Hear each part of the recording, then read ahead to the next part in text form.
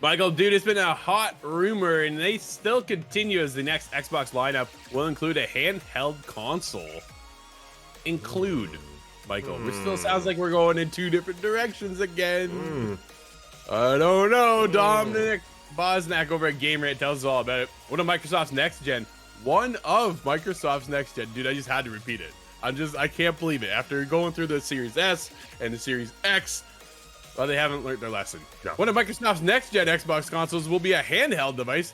I want it. Just saying. A well-known industry insider has said this claim was offered as part of a slightly more comprehensive overview of Microsoft's supposed plans for the present and future of Xbox. Speculation about Microsoft eyeing a foray into the portable gaming has been circulating in the industry for a while now.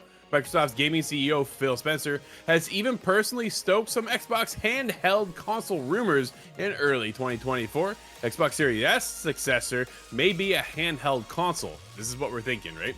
Such a device may indeed be in the works. Windows Central Jez Corden reports, citing sources familiar with the matter. On September 21st, the insider expressed a tentative belief that the next generation of Xbox consoles will include a handheld device. This purported portable is planned to be offered alongside a traditional home console, as per the same source.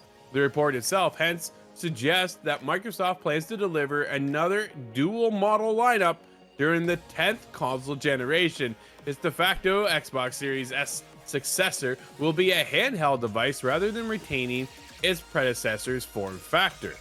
Corden already shared some similar information back in May of 2024 when he implied that Microsoft was working on a handheld Xbox console intended to be a reference device for original equipment manufacturers. The tweet containing the claim was later deleted. Corden's other reporting on the matter saw him suggest that the next generation of Xbox hardware will have a strong AI focus, possibly by incorporating the Copilot AI assistant in some shape or form.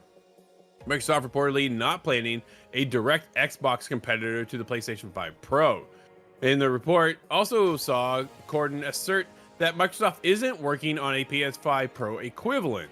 The company did recently announce a refresh of its current gen, offering in a, well, we did see that, right? So instead of a 1 terabyte, you now get a 2 terabyte.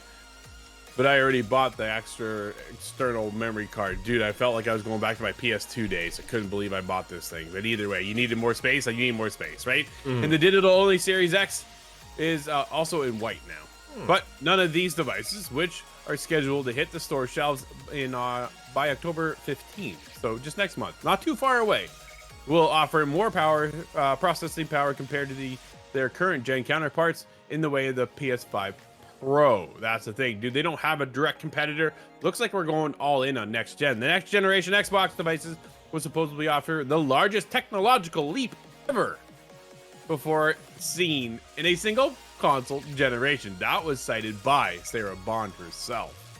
Bold words. We will see about that one. This sentiment was previously reiterated by several top Microsoft executives, including Phil Spencer and the Xbox president Sarah Bond, although the specifics of this leap remain unclear. It is plausible that Microsoft's 10th generation console, dude, I can't believe it's their 10th gen. Oh my gosh. Offering will attempt to place an even greater focus on cloud gaming. The company has been betting heavily on this technology since 2018 when it first announced xCloud, nowadays known as Xbox Cloud Gaming. According to the recent projections, the 10th console generation is expected to arrive in 2028, Michael. Not what you and I were hoping for. I know we had talked every time these rumors came out, we were hoping maybe a 2026 at least announcement, so hopefully of all the rumors, that part is wrong. But yeah, a lot going on for Xbox. First one to quickly touch on, I think it makes sense they're not doing anything with the PS5 Pro. They're being absolutely dominated this generation. It would be, I think, kind of stupid to say, we're going to make the Xbox X Pro, put it at $700 when we're already not selling enough Xbox Series X and S's. So I understand that one. Now to the juicy part of the rumor. Yeah. I think this handheld makes sense, right? I think it makes sense if you're going to turn the S into a handheld, because if you're going to say, well, we're having limitations on the game, it makes sense. Well, oh, it's because it's a handheld. Now, the one thing that is very important, you and I talked about this the other day on the podcast, but all about the Switch 2. this needs to have some serious hardware if it is going to be a portable. The Switch 2, all of the rumors coming out, the hardware sounds incredibly disappointing to the point where it's like, why would you buy a Switch 2? Unless there's a title you really want to have, your Switch is going to not look almost the same. So that I think is interesting. And the other thing is I'm curious if Xbox will force companies to say, all right, we want it to run on our S handheld and whatever our home console is going to be, right? Like a game like GTA 6, is it going to have to be scaled down to run on the handheld and the home console, or Xbox sort of accept there's certain games our handheld won't run, we'll try and put most games, but there's games we just can't cover, right? I think that's going to be the most interesting factor, because if it's like, hey, you can't get a game like Black Myth Wukong 2, I'll just make up a title, for example, because this S handheld can't run it. That would make this handheld's pointless, right? So they've got to nail this handheld. It's got to be technologically strong, and they've got to be able to accept some games might just not run on it. But I understand why they're getting in. This could be a big boom, or we could just get like the Switch 2 where you and I are going to say, why do I want to buy something that isn't going to look very good? I'm wondering, because they are so heavily invested in the cloud system, right? That cloud gaming is their focus. Their Xbox handheld unit is going to be a cloud gaming unit, right? That's what they're going for. That way they don't have to worry about, hey, our lesser system can't handle it. It doesn't matter, because it's through the cloud that it can handle that, right? You can beam it over to your Xbox X2, whatever they want to call this. Man, I have no idea what they're going to call this next generation of console. But either way, right? When they get into that next gen console, they want it to be a added feature. I don't think they want to go, hey, we have 2 SKUs again. Here we go. Now this one doesn't. Yeah, it's less expensive, but it's not going to be able to run everything like its big brother can. They already ran into that this generation. They don't want to do that again.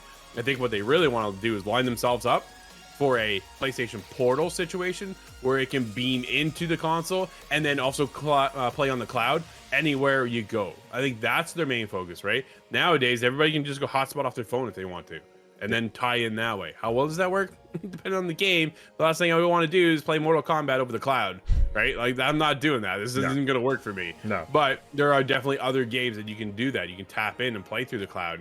You can work on a Star Wars Outlaws, right, as an example, to then get into the game and just goof around, have a good time, and then bounce out, or get into next Assassin's Creed or the next Halo or whatever they come out with next, right, over at Xbox. Fable.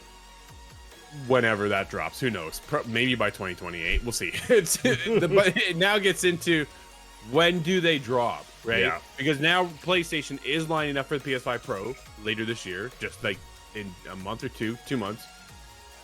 So once they drop, they're probably still another 3 years out minimum before seeing the PlayStation 6. So does that mean you have about a 2-year window to drop before them? Try to get out before them. You will be the most powerful console, right? Because the Switch is going to come out and be like a 1.0 upgrade or a 1.2 upgrade, and it's not going to be that different. They're still going to drop behind the X right now and the PlayStation 5. Like, that's just the Nintendo mantra right now, is just, hey, we'll launch a console and we don't really care about the power as much as everybody else. We'll just give you great games. Granted, it's worked, right? That works. But at the same time, man, catch up, Nintendo. So when you get over to Xbox, though, because they're beaming through the cloud, things are different here. They can now tap into their whole library, allow you to tap into your library and get into the cloud, to get into other games, to get into Game Pass. Game Pass is such a significant feature over at Microsoft that it's something that they got to be able to boost, and they got to be able to boost it in a big way and then take it on the go. Dude, I mean, I wonder, because if we're getting both consoles handheld from PlayStation and Xbox, do we even need a Nintendo Switch?